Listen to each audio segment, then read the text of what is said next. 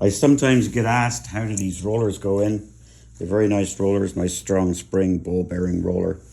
But you do need to get them in, you need the spring facing this way. So away from the corner here. It's going to go into the slot. And as you push the roller in, you want to twist this around 90 degrees.